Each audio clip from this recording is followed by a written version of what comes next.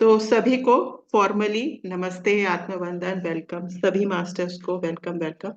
आज अर्चना जी जो spiritual counsellor हैं और हमें भगवत गीता की बहुत अच्छी तरह से हमें बता रही हैं, पुरुषोत्तम योग चैप्टर 15। आज हम 15वें श्लोक से आगे बढ़ेंगे। वो हमें बताएंगी। उससे पहले हम ओम का उच्चारण करते हैं। और वेलकम मैम, वेलकम सभी पार्टिसिपेंट्स। और over to you ma'am Archana ji. Thank you, thank you. Okay. सभी को मेरा आत्मवंदन। Thank you so much Anuradha ji, मुझे ये मौका देने के लिए। तो आज का गीता पठन शुरू करने से पहले मैं अपने गुरु पितामह पत्री सर को कोटि कोटि नमन करती हूँ और उन्नत लोकों के सारे गुरुओं को कोटि कोटि वंदन, सारे देवी देवताओं को कोटि कोटि नमन, जिन्होंने मुझे यह जरिया बनाया, यह ज्ञान आप लोगों के साथ साझा करने का। तो आज का गीता पठन शुरू करने से पहले हम ओम का उच्चारण करेंगे 3 बार। तो सभी लोग आराम से बैठ जाइए, बिल्कुल रीढ़ की हड्डी सीधी कर लें। बैकबोन हमारे शरीर का सबसे इम्पोर्टेंट हिस्सा है। जितना आप रीढ़ की हड्डी सीधा रखेंगे उतना ही आपको लाभ होगा। हमेशा कोशिश करें आप सीधा ही बैठें। गहरी लंबी सांस और प्रणव ओम करेंगे। ओम का उच्चारण करते समय पूरा ध्यान अपने नाभि केंद्र पर, और जब माँ बोलेंगे तो सहस्त्रार पे ध्यान करेंगे।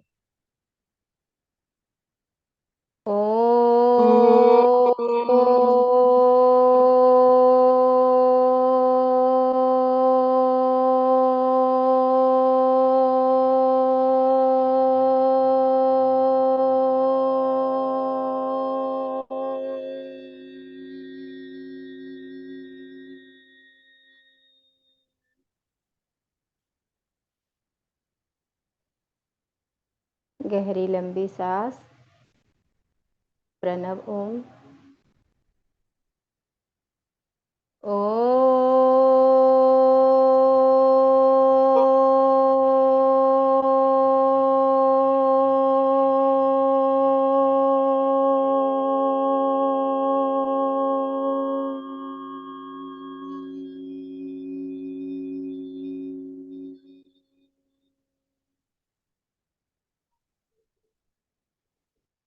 एक बार और करेंगे। गहरी लंबी सांस। यस मैम, 15वां श्लोक लगा रहे हैं।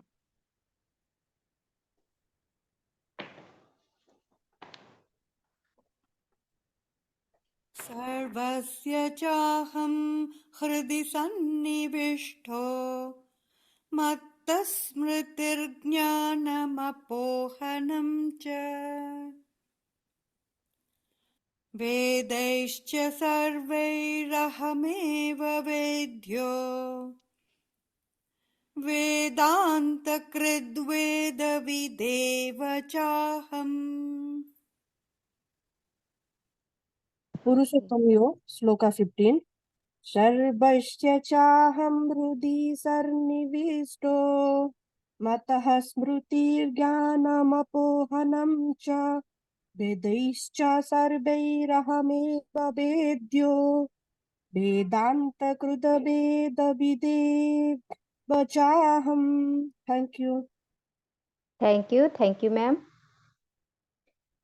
अब देखिए यहाँ पर इस श्लोक में सर्वस्य, सर्वस्य का मतलब सबका, अहम मतलब मैं, हृदय मतलब हृदय में, सन्निविष्ट मतलब स्थित, मतः यानी मुझ में, स्मृति मतलब स्मरण स्मृति, अपोहम मतलब स्मृति का ज्ञान, उसको अपोहम कहते हैं, वेदैः मतलब वेदों के द्वारा, सर्वैः मतलब सब, वेदः मतलब जानने योग्य, वेदांत कृत मतलब वेदांत का रचनाकार, वेदविद मतलब वेदों का ज्ञाता, और अहम मतलब है मैं।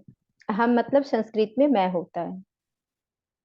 अब यहाँ पर भगवान कह रहे हैं, देखिए बहुत सुंदर इस श्लोक का मीनिंग है कि मैं ही सब प्राणियों के हृदय में अंतर्यामी रूप से स्थित हूँ। यहाँ पे इस श्लोक से पूरा क्लियर है, इसमें पूरी तरह से भगवान ने कह दिया है कि सब प्राणियों के अंदर हृदय में अंतर्यामी रूप से मैं ही स्थित हूँ। इसीलिए कहते हैं कि अपने दिल की सुनो, जो आपके अंदर से आवाज आती है उस आवाज को सुनो, वो परमात्मा की आवाज है। तो इस श्लोक में भी, गीता में भी भगवान ने कह दिया है कि मैं ही सब प्राणियों के हृदय में अंतर्यामी रूप से स्थित हूँ। मुझसे ही स्मृति, ज्ञान और अपमोहन होता है। अपमोहन को आगे मैं समझाऊंगी कि क्या होता है। तो मैं ही स्मृति, ज्ञान और अपमोहन मुझसे ही होता है। सब वेदों द्वारा मैं ही जानने योग्य हूँ तथा वेदांत का कर्ता और वेदों को जानने वाला मैं ही हूँ। कितना कितना मीनिंगफुल, कितना इंपॉर्टेंट है ये श्लोक। भगवान कह रहे हैं कि जो मोह में फंसता हूँ वो भी मैं ही हूँ, और जिसका मोह नष्ट होता है वो भी मैं ही हूँ। अब अपमोहन का अर्थ होता है कि जब जीव ममता और आसक्तियों के बंधनों से आजादी प्राप्त करता है, मतलब उससे मुक्त होता है, ममता और आसक्ति से जब मुक्त हो जाता है तो उस पूरी प्रक्रिया को अपमोहन कहते हैं। तो भगवान कहते हैं कि मेरी ही स्मृति के द्वारा अपमोहन होता है। मतलब जब आप अच्छा कर्म करने लग जाते हो, अच्छा कर्म करने लग जाते हो, तो क्या होता है, आपकी जो आपके अंदर जो शुद्ध सत्व गुण है वो डेवलप होने लग जाता है। 3 गुण हम लोग जानते हैं ना, तमोगुण, रजोगुण, सत्वगुण। एक होता है शुद्ध सत्व गुण। तो जब वो आपके अंदर डेवलप होने लग जाएगा तो आप ध्यान और योग और ज्ञान आपके जीवन में आने लग जाएगा। तो भगवान फिर आगे कहते हैं कि जब तुम मुझ सच्चिदानंद का स्मरण करोगे तभी इस ममता के बंधनों से छुट्टी होगी। जब तक तुम स्मरण नहीं करोगे तब तक तुम इस मोह माया से निकल नहीं पाओगे, इस ममता से निकल नहीं पाओगे। तो जब तुम मुझे स्मरण करोगे तभी इस ममता के बंधनों से, इस माया जाल से तुम निकल पाओगे, इससे तुम्हारी छुट्टी होगी। और फिर आगे कहते हैं कि सब वेदों द्वारा मैं ही जानने योग्य हूँ। वेदांत का कर्ता, वेदांत का जानने वाला भी मैं ही हूँ, और वेद भी मैं ही हूँ, और वेद को जानने वाला भी मैं ही हूँ। वेदांतों को बनाने वाला भी मैं ही हूँ, और वेदांतविद भी मैं ही हूँ। तो फिर आगे कहते हैं कि जीव भी मैं ही हूँ, वनस्पति भी मैं ही हूँ, चंद्रमा भी मैं हूँ, सूर्य भी मैं हूँ, और तुम्हारे अंदर जो भूख लगती है वो भूख भी मैं हूँ। अन्न भी मैं हूँ, वेद भी मैं हूँ, और वेद को रचने वाला भी मैं हूँ, और वेदों को जानने वाला भी मैं हूँ। वेदों को मैं ही जानूंगा। अब बताओ कि कहाँ भगवान नहीं है। आंख खोलो तो ईश्वर, आंख बंद करो तो ईश्वर। सबके अंदर ईश्वर, ईश्वर के अलावा कुछ है ही नहीं। इसलिए तो पत्री सर कहते हैं पेड़ भगवान, कुत्ता भगवान, बिल्ली भगवान, सब कुछ भगवान, जो भी है, मोबाइल भगवान, कंप्यूटर भगवान, किताब भगवान, सब में ईश्वर ही है। ईश्वर के अलावा कुछ है ही नहीं। ये जगत मिथ्या है।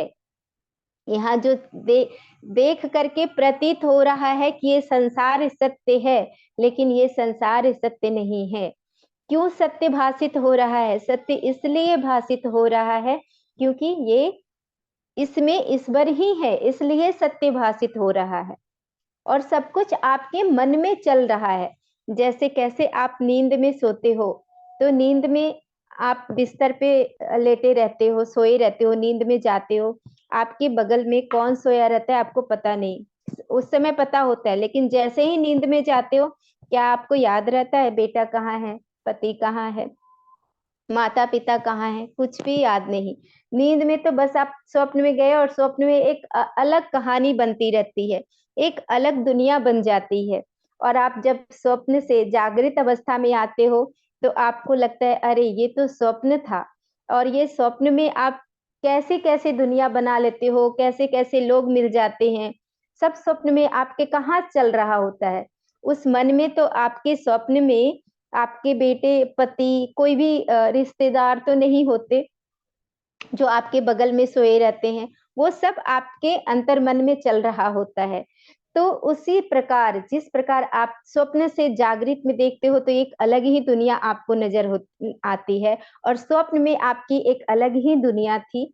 तो उसी तरह से जब आप शरीर छोड़ोगे तो आपको समझ आएगा, जब आप अपने ऊपर, अपने मन के ऊपर अभी समय रहते, शरीर रहते कार्य नहीं करोगे, जो हमारा लक्ष्य है उस लक्ष्य की ओर नहीं बढ़ोगे, तो शरीर छोड़ते ही फिर आपको लगेगा कि नहीं, एक जन्म हमने बर्बाद कर दिया, हमारा एक जन्म व्यर्थ हो गया, एक जीवन बेकार हो गया। तो इसलिए इस श्लोक से भी, गीता के श्लोक से भी देखिए कितने सुंदर से भगवान ने बताया है कि हर चीज में मैं ही हूँ, मेरे अलावा कुछ है ही नहीं। तो ईश्वर के अलावा कुछ भी नहीं है, इसलिए ईश्वर कहीं दूर भी नहीं है, ईश्वर आप ही के अंदर, आप ही ईश्वर हो। लेकिन जब तक आप मन की गुलामी करते रहोगे, मन के अनुरूप कार्य करते रहोगे, तब तक आप ईश्वर को नहीं जान पाओगे। आप ईश्वर को जानने के लिए आपको मन की गुलामी को छोड़ना पड़ेगा, और मन की गुलामी को छोड़ने के लिए ही ये सारे साधन हैं, ध्यान, ज्ञान, ये सारे, ताकि आप मन से निकलकर अपने आत्म स्वरूप में स्थित हो पाओ, अपने मन की गुलामी ना करो। मन किया तो ये कर दिया। मन हमेशा हमारा बाहर की तरफ भागता है, बाहर सुख खोजता है, लेकिन आत्मिक सुख तो भीतर है। इसलिए जो अष्टांग योग में बताया गया है, प्रत्याहार मतलब इंद्रियों को भीतर की ओर मोड़ना, अपने अंदर मोड़ना, यही है प्रत्याहार। तो अब हम नेक्स्ट श्लोक पे चलते हैं। अनुराधा जी, 16 नंबर श्लोक। द्वाविमौ पुरुषौ लोके क्षरश्चाक्षर एव च क्षरः सर्वाणि भूतानि कूटस्थोऽक्षर उच्यते। पुरुषोत्तम योग श्लोक 16। द्वाविमौ पुरुषौ लोके क्षरश्चाक्षर एव च क्षरः सर्वाणि भूतानि कूटस्थोऽक्षर उच्यते। Thank you. Thank you ma'am, thank you so much. अब यहाँ पे देखिए, दो, दो मतलब दो, इमो, इमो मतलब ये, और पुरुषो मतलब पुरुष, जीव, लोके, लोके मतलब संसार में, और क्षरः मतलब नश्वर, अक्षरः मतलब अनश्वर, और एव मतलब ही, सर्वाणी मतलब समस्त, और भूतानी मतलब जीव, कुटस्थ, कुटस्थ मतलब निर्विकार, कुटस्थ जो आज्ञा चक्र है ना, ये यहाँ पे हम तिलक लगाते हैं, इसको आज्ञा चक्र बोलते हैं, और पीछे जहाँ पे हमारा शिखा होता है, जहाँ पे हम चोटी बांधते हैं, इसको कुटस्थ कहते हैं। उच्यते मतलब कहा जाता है। अब इस श्लोक में भगवान कह रहे हैं कि इस संसार में नाशवान और अविनाशी, ये दो प्रकार के पुरुष हैं। अब हम इसको आगे समझेंगे कि नाशवान और अविनाशी पुरुष कौन है। संपूर्ण भूत प्राणियों के शरीर तो नाशवान और जीवात्मा अविनाशी कहा गया है। जैसे जितने भी पंचभूतों से बना हुआ जिनका भी शरीर है, वो शरीर का तो नाश होना ही है, तो उसको नाशवान बोला गया। और उसके अंदर जो जीवात्मा है, जैसे पंचभूतों से ये बना हुआ शरीर जो दिख रहा है, ये शरीर तो नाशवान एक दिन होना ही है, सबका शरीर एक दिन नाशवान होगा। लेकिन जो आपके अंदर है, जिस शक्ति से आप बात करते हो, जिस शक्ति से चलते हो, जो शक्ति शरीर छूटते ही जो शक्ति ऊर्जा निकल जाती है, वो अविनाशी है, वही अविनाशी है। तो भगवान कह रहे हैं कि इस संसार में दो ही पुरुष हैं, एक मरने वाला और दूसरा अमर। दूसरा अमर, अक्षर मतलब अमर। जब आप अपने कुटस्थ को नहीं देखते हैं, सिर्फ शरीर को देखते हैं, तो सिर्फ हम मान के चलते कि नहीं मैं शरीर हूँ, मैं कितने लोग हैं कि अपने शरीर को ही मैं मानते हैं और शरीर का मरना ही अपने आप को मरना मान लेते हैं। तो जो शरीर को ही अपना समझ रहे हैं, अपने आप को समझ रहे हैं, तो आप तब वो मरने वाले पुरुष हो गए कि उनकी मृत्यु हो गई, तो ऐसे अविनाशी हो गए। और जब आप जो कूटस्थ में स्थित होते हैं, जो अपने आप को कूटस्थ में देखते हैं, मतलब वो जो कूटस्थ में अपने आप को देख लेता है, वो जान जाता है कि मैं ही सर्वभूतों में, सब जगह मैं ही हूँ, जितने भी पदार्थ हैं सब में मैं ही स्थित हूँ। तो फिर वो अविनाशी हो जाते, फिर उनको मृत्यु नहीं होती, मतलब जो ब्रह्म ज्ञानी है। तो वो जो जीव जो है वो क्या है, विनाशी है। और अविनाशी कौन है, जो ब्रह्म बेता गुरु है। वो जान जाते हैं कि मैं ही सर्वभूतों में हूँ, सब जगह मैं ही हूँ, ब्रह्म स्वरूप मैं ही हूँ, उनमें और ब्रह्म में कोई भेद नहीं रह जाता। तो वो अविनाशी हो जाते हैं, ब्रह्म बेता गुरु जो होते हैं। जैसे हमारे पत्री सर थे, जैसे रविशंकर महाराज जी, जो भी ब्रह्म बेता गुरु हैं, वो सब अविनाशी हैं। हम हमारे अंदर भी, हम भी अविनाशी हैं, लेकिन हम अपने आप को, हम सभी अपने आप को जब तक शरीर मानकर बैठे रहेंगे, तब तक हम अपने आप को समझते रहेंगे कि हम शरीर हैं और हम मरने वाले हैं।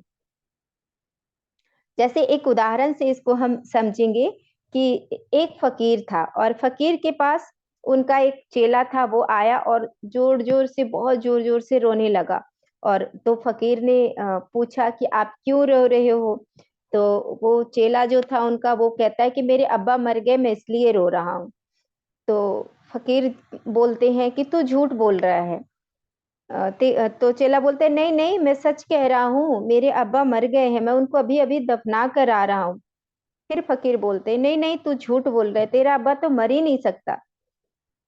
तब भी वो चेला बोलता है कि नहीं नहीं, क्या मैं भाग कर जाऊं, आपको वो बाहर निकाल करके दिखाऊं, ले करके यहाँ पर आऊं। तब वो फकीर बोलते हैं कि देखो, मैं उसकी बात तो कर ही नहीं रहा, उस शरीर की बात तो कर ही नहीं रहा। उस तूने अलिफ से अब्बा बनाया, उसके अब्बा का नाम अलिफ था। तूने अलिफ से अब्बा बनाया और मैंने अलिफ से अल्लाह बनाया। अल्लाह मरता नहीं है, असली अब्बा वही है, यह नहीं है। मतलब तुमने तो अब्बा को, इस शरीर को अब्बा बोला, असली अब्बा तो परमात्मा है, वही तेरा असली अब्बा है। ये शरीर कुछ भी नहीं, ये पंच तत्वों का बना हुआ है। और तुम ये शरीर की मृत्यु को ही तुम अब्बा कह रहे हो, अपना सब कुछ मान रहे हो, तो ये तुम्हारा अब्बा नहीं है। आप कह रहे हो, अपने चेले को वो कहते हैं कि तुम कह रहे हो कि अब्बा मर गया, और मैं कह रहा हूं कि वो मरा नहीं है। बस फर्क इतना है कि तुमने, जो जो पुरुष मर गया उसको तुमने अब्बा कहा, उस शरीर को तुमने अब्बा कहा, लेकिन वो अब्बा नहीं है। अब्बा जो नहीं मरने वाला है वो अब्बा है, जो अल्लाह है वो नहीं मरने वाला है, वो अब्बा है।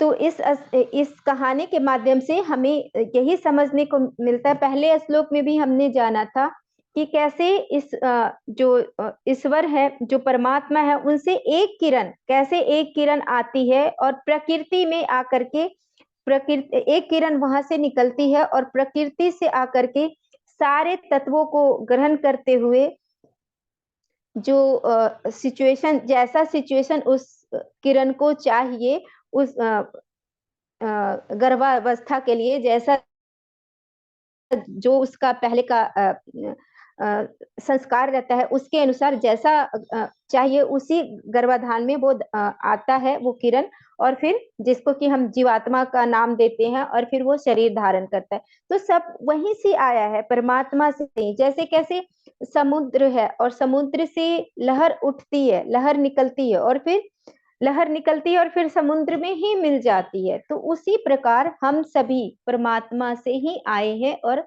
वही हमें, जब आप शरीर रहते हुए आप जान लेते हो, ब्रह्म ज्ञान ले लेते हो, आप इस बात का बोध कर लेते हो, हम ब्रह्मा अस्मि का बोध कर लेते हो, तो आप फिर जन्म और मृत्यु के बंधन से मुक्त हो जाते हो। फिर जन्म और मृत्यु आपके लिए रहती नहीं है।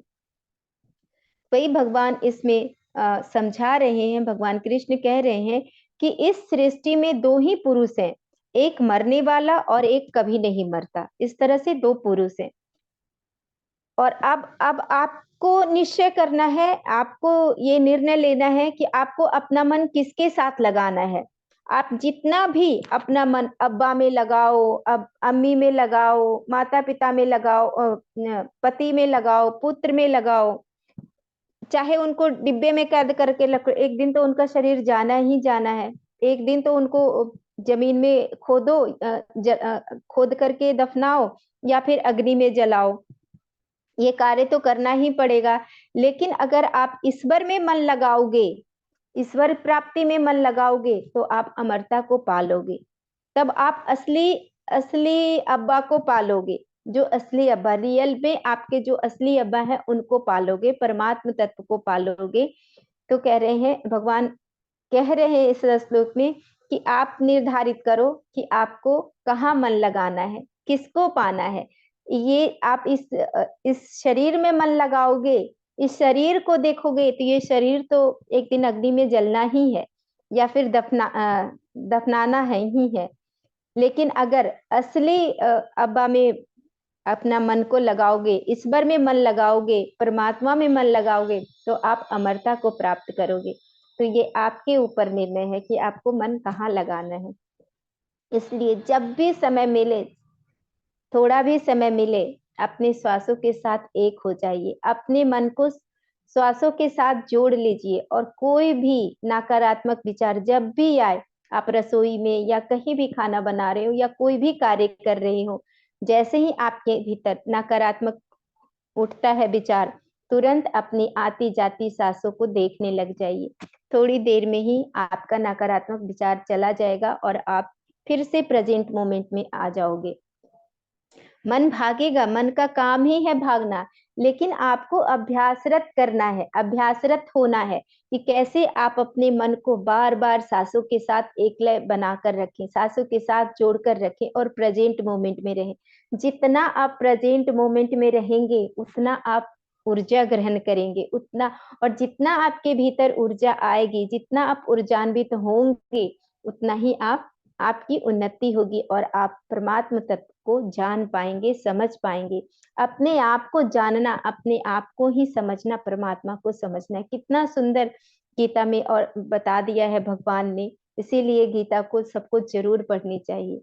और कितना सुंदर पत्री सर ने हमें ध्यान का मार्ग बता दिया। तो हम सब बहुत सौभाग्यशाली हैं कि गीता भी पढ़ रहे हैं और ध्यान भी कर रहे हैं।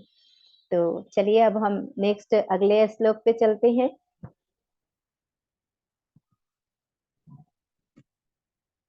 उत्तम पुरुषस्त्वन्यः परमात्मेत्युदाहृतः यो लोकत्रयमाविश्य बिभर्त्यव्यय ईश्वरः। पुरुषोत्तम योग श्लोका 17। उत्तमः पुरुषोऽस्त्युनः परमात्मेरुदाहृतः यो लोकोत्रयमाविश्य बिभर्त्यव्यय ईश्वरः। Thank you. Thank you ma'am, thank you. अब इसमें उत्तम मतलब उत्तम, पुरुष मतलब पुरुष, तू मतलब लेकिन, अन्य मतलब अन्य, इति मतलब इस प्रकार, उदाहृत मतलब कहा जाता है, लोकत्रयम मतलब तीनों लोकों को, आविश्य मतलब व्याप्त होकर, विभर्ति मतलब धारण करता है, अव्यय मतलब अविनाशी, ईश्वर मतलब ईश्वर। अब इस श्लोक में भगवान कह रहे हैं कि इन दोनों में से उत्तम तो अन्य ही है, जो तीनों लोकों में प्रवेश करके सबका धारण पोषण करता है, वह अविनाशी परमेश्वर और परमात्मा ही है। ऐसा इस श्लोक में ऐसा बताया जा रहा है कि इन दोनों पुरुषों में उत्तम कौन है। अभी दो पुरुष की बात हुई, तो इन दोनों पुरुषों में उत्तम कौन है? तो इस श्लोक में भगवान कह रहे हैं कि उत्तम वही है जो सर्वव्यापक है, जो सब जगह है। उत्तम वही है जो तीनों लोकों में रहता है, वही सबका धारण करता, सबका पालन करता और सबका संहार करता है। अब जैसे हमें लगता है कि मृत्यु है तो मृत्यु बुरा होता है कि लेकिन कोई कहता है कि नहीं नहीं मृत्यु होना चाहिए, मृत्यु अच्छा होता है। तो ना मरना बुरा है ना अच्छा है। मरना क्या है? मृत्यु क्या है? सिर्फ एक घटना है। उसी तरह जैसे जन्म लेता है कोई, तो ना जन्म लेना अच्छा होता है ना बुरा होता है। जन्म लेना भी एक घटना है। अब ये भी जन्म लेना, मृत्यु होना, ये सब क्या है? ये घटना घट रही, क्योंकि इसमें इस गीता के अंतिम अध्याय में ये बताया गया है कि परिवर्तन ही इस संसार का नियम है। हर चीज परिवर्तित हो रही है, हर कुछ परिवर्तन हर चीज में परिवर्तन हो रहा है। जैसे हम ऊर्जा की ही बात करें तो हमने साइंस में भी, विज्ञान में भी पढ़ा है, सभी ने पढ़ा होगा कि energy neither be created nor be destroy. Energy को ना तो क्रिएट किया जा सकता है, ना ही खत्म किया जा सकता है, ना ही डिस्ट्रॉय किया जा सकता है। एनर्जी को बस एक फॉर्म से दूसरे फॉर्म में हम ट्रांसफॉर्म कर सकते हैं, परिवर्तित कर सकते हैं। तो परिवर्तन ही इस संसार का नियम है। हर चीज परिवर्तन हो रहा है, हर चीज में परिवर्तन हो रहा है। जैसे आप देखो, एक बीज ही लेते हो तो बीज को ही अगर ऐसे बीज रखा रहता है, मूंग का ले लो या चने का ले लो, कुछ भी, वो ऐसे पड़ा रहता है। जब हम उसको पानी में डालते हैं, उसमें अंकुरन, पानी में डालने के बाद वो सोयल होता है, फिर उसको बाहर निकालते हैं, थोड़े दिन रखते हैं, धीरे धीरे उसमें अंकुरन आ जाता है, उसमें प्राणिक ऊर्जा आ जाती है। जैसे ही पानी के टच में गया और वो फिर उसमें अंकुरन, जर्मिनेशन होने लग जाता है, और छोड़ दो तो धीरे धीरे और बड़ा होने लगता है, और अगर उसको मिट्टी मिल जाए तो फिर वो बड़ा बड़ा धीरे पेड़ बन जाता है। तो क्या है उसमें, क्या चल रहा है, कहाँ से ये ऊर्जा ले रहा है, कैसे प्रकृति में सारा कुछ अपने आप हो रहा है। फिर एक समय आता है, कुछ पेड़ अपने आप बड़े होते हैं, फूल खिलता है उसमें, फिर अपने आप वो मृत्यु मतलब मर जाते हैं, फिर से मिट्टी में मिल जाते हैं, फिर नया पौधा उगता है। तो ये परिवर्तन का चक्र चल रहा है। तो इसलिए कहते हैं कि उसी तरह से जीवात्मा अपने जब तक जीवात्मा के अंदर इच्छाएं हैं, वासनाएं हैं, तो वो इस तरह से शरीर धारण करके आती है, अपनी इच्छाओं की पूर्ति करती है, फिर वो शरीर छोड़ती है, फिर वो चली जाती है। तो ना तो मृत्यु अच्छा है, अच्छा या खराब कहेंगे, ना ही जन्म को अच्छा या खराब कहेंगे। ये सब एक घटना है। और आप अपनी इच्छा पूर्ति के लिए, जो आपके अंदर इच्छाएं, कामनाएं बसी हुई है, जब आपका एक जगह से, आपका एक परिवार में आप आते हो कार्मिक के बॉन्ड के अकॉर्डिंग, और जब आपका वहां से कार्मिक बॉन्ड खत्म हो जाता है, फिर आप शरीर वहां पे छोड़ देते हो, फिर शरीर छोड़ करके फिर नई यात्रा, क्योंकि आपके अंदर से इच्छाएं और वासनाएं तो गई नहीं, फिर आप नया शरीर धारण करके फिर आगे की यात्रा पे आप चले जाते हो। तो इसलिए ना तो जन्मना अच्छा या बुरा कहेंगे, ना तो मृत्यु को अच्छा और बुरा कहेंगे। ये एक घटना है जो अनवरत चल रही है, और ये तब तक चलती रहेगी जब तक आप पूर्ण आत्मा बन नहीं जाते, जब तक आप अपने आप को सेल्फ रियलाइजेशन नहीं कर लेते, तब तक आपकी ये यात्रा चलती रहेगी। इसलिए कोई अगर मर जाए, कोई अगर किसी का जन्म ना हो, तो बहुत ज्यादा ना तो हर्ष में जाइए, ना तो बहुत ज्यादा दुख में जाइए, क्योंकि ये प्रकृति का नियम है, ये घटित हो रहा है प्रकृति के अनुसार। तो ये सारी चीजें व्यर्थ है, क्योंकि ईश्वर के अलावा कुछ, इसके पहले श्लोक में हमने जाना कि सब में ईश्वर है। आपके अंदर जो भूख है वो भी ईश्वर ही है। तो हर चीज में ईश्वर है, वेद में ईश्वर है, सब कुछ में ईश्वर है, ईश्वर के अलावा कुछ है ही नहीं। तो ये सब ड्रामा चल रहा है, ये सब इच्छाओं का जो सबके अंदर इच्छाएं हैं, वासनाएं हैं, ये सब उसके अकॉर्डिंग हो रहा है। तो ये सिर्फ एक परिवर्तन है, जन्म और मृत्यु एक परिवर्तन है, इसके अलावा कुछ भी नहीं है। और जिस शक्ति से जन्म होता है उसी शक्ति का बदला हुआ रूप मृत्यु होता है। तो इसलिए मृत्यु से भी भयभीत नहीं होना है कि अरे वो मर गया, कोई मरा नहीं। उसका एक पंचभूतों का बना हुआ शरीर था, वो शरीर चला गया, बाकी वो है। जिस शक्ति से वो बात करता है, चलता है, जिस शक्ति से उसका शरीर चलायमान होता है, वो जीवित होता है। एक शरीर ही तो चला गया। तो फिर आगे भगवान कहते हैं कि जन्म और मृत्यु, इसलिए मृत्यु से घबराना नहीं चाहिए कि हाँ वो मर गया तो आप बहुत ये हो गए, आप रोने लग जाते हो, दुख में चले जाते हो कि अरे हम तो अब उससे कभी मिलेंगे नहीं, हम उससे बिल्कुल अलग हो गए। लेकिन जीवात्मा एक शरीर को छोड़ करके गया है और वो फिर से वो अपनी नई यात्रा शुरू कर लेता है। आपका जो लेन देन था अगर वो अभी भी बचा हुआ है तो फिर आप जब शरीर छोड़ोगे तो फिर आप उससे मिलोगे, उससे आपकी मुलाकात होगी। जब तक कर्मा का लेन देन आपका चुकता नहीं हो जाता तब तक वो कभी वही जीवात्मा पति के रूप में आएगा, कभी बेटे के रूप में आएगा, कभी बेटी के रूप में आएगा। इस तरह से रूप बदलते, कभी मित्र के रूप में आएगा। इस तरह से रूप बदल बदल के, रूप यानी संबंधे बदल बदल के आपके जीवन में वो आते रहेगा। अब जब कर्मा का लेन देन पूरी तरह से खत्म हो जाएगा तभी वो यात्रा खत्म होगी। तो ये था आज का, हमने 3 श्लोक किया। इसके आगे का श्लोक हम नेक्स्ट सेशन में करेंगे। तो आप लोगों ने इतने ध्यान से, इतने प्रेम पूर्वक मुझे सुना, इसके लिए सभी का बहुत बहुत धन्यवाद। Thank you so much. और कुछ भी प्रश्न हो या कोई डिस्कशन हो तो आप लोग कर सकते हैं। Thank you everyone. Thank you ma'am, thank you. हाँ, मेरा तो कोई प्रश्न नहीं है। बहुत अच्छी कहानियां और इस तरह से हमने समझा। और प्रशांति जी, आप 2 बातें कुछ बोलें, आप बहुत ध्यान से सुन रहे थे।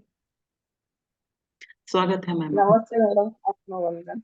जी नमस्ते। नहीं मैडम, मैं तो इस टाइम, मैं एक्चुअली क्या है, मेरा हिंदी बोलने का प्रॉब्लम है, तो कोई मैं बात सब नहीं, समझ लेती हूँ, नहीं बोल नहीं सकती। आप अंग्रेजी में बोले नहीं तो उड़िया में बोले, जैसा आपका मन करे। हम समझ लेंगे, भाव को समझ लेंगे। Okay madam. उड़िया, मैं तो उड़ीसा से हूँ, कटक से। नहीं, वो जो बोलते हैं ना, मृत्यु को डरिबार ही नहीं, कारण सी तो ମାନେ ନିଜ କର୍ମ ଯଦି ଯେତେ ଦିନ ପର୍ଯ୍ୟନ୍ତ ଖତମ ହେଇନି, ସେ ଆଉ ଗୋଟେ ଜନ୍ମ ନେଇକିରି ପୁଣି ସେ କର୍ମ କରିବାକୁ ଆସିବ। ସେଥିପାଇଁ ମୃତ୍ୟୁକୁ ଡରିବାର ନାହିଁ। जी मैम, जी मैम, मृत्यु नहीं होती है। हाँ, मृत्यु को नहीं डरना चाहिए। जी जी जी और जी भगवान बोलते हैं तो सब जगह में वो है, वेद में है, जीव में है, पशु में है, सब में है भगवान।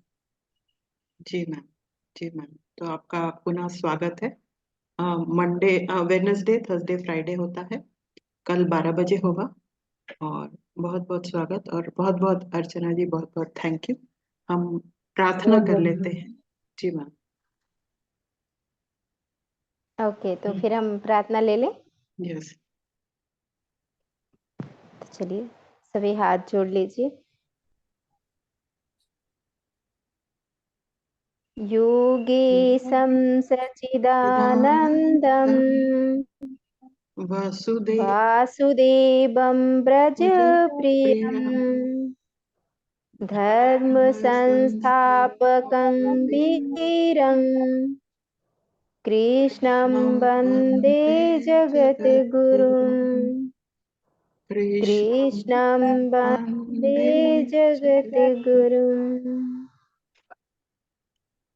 बहुत बहुत धन्यवाद, बहुत बहुत थैंक यू धन्यवाद मैम, सभी का। Thank you, thank thank you you, thank you thank you thank thank you you thank you Archana ma'am, ma'am, thank you thank you, Anuradha thank ma'am. You thank you thank you. Thank कल you 12 बजे मिलते हैं ma'am, यहीं पर।